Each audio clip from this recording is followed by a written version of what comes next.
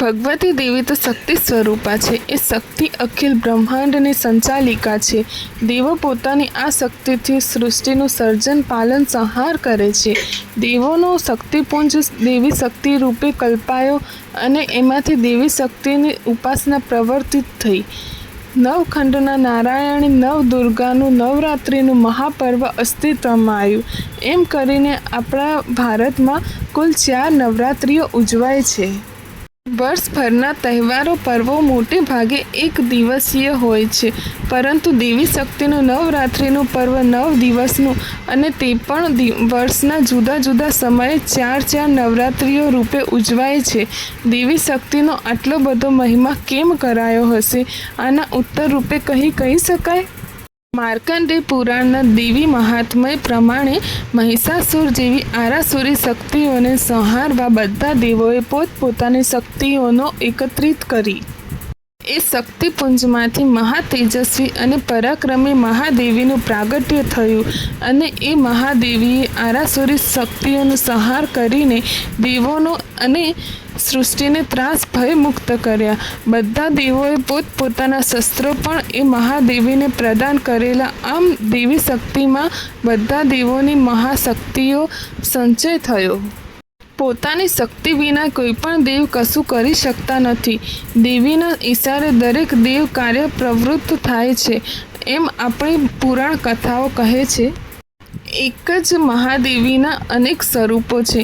નવદુર્ગા, 52 શક્તિપીઠ, 64 યોગિની, 10 મહાવિદ્યાઓ આદિ. દેવી શક્તિની ચેતના સકળ બ્રહ્માંડમાં સ્ફુરી રહી છે. બ્રહ્માંડના 9 ગ્રહો અને પૃથ્વીલોકના 9 ખંડોમાં તે વ્યાપ્ત છે. તેથી નવરાત્રિ નવદુર્ગાનો ખ્યાલ બંધાયો. આથી દેવોની પણ શક્તિ સ્વરૂપા સર્વવ્યાપીની નવદુર્ગાની પૂજા ઉપાસના માટે 4 નવરાત્રિઓનું આયોજન થયું છે.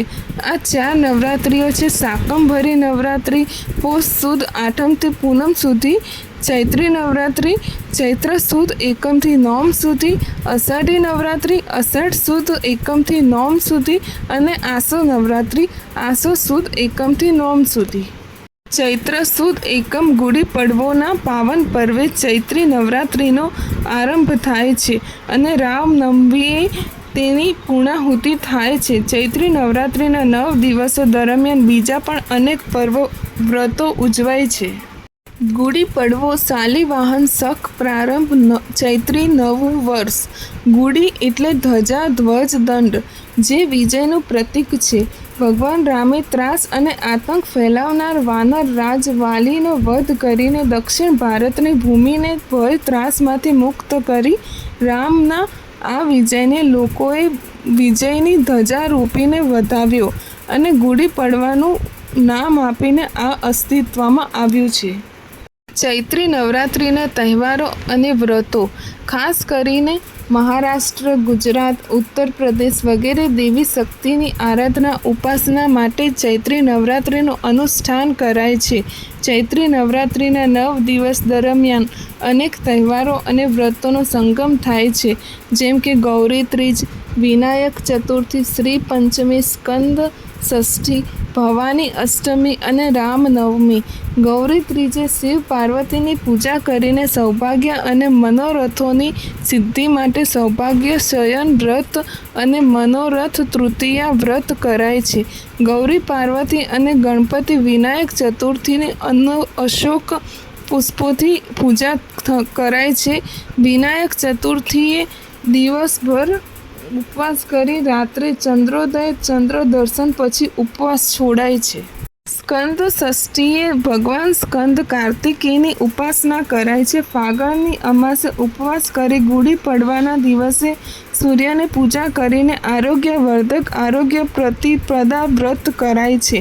આમાં લીમડાનો રસ પીવાનો અને એના પાન ચાવવાનો ભારે મહિમા છે. લીમડો હોય કડવો પણ સ્વાસ્થ્ય જાળવવા માટે ઉત્તમ ગણાય છે.